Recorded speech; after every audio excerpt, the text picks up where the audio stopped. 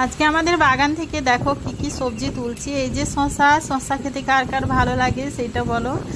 আর এই যে হচ্ছে ঝিঙে, ঝিঙেটা দেখেছো তো পাখিতে কেমন খেয়ে গেছে, আর কি বলবো।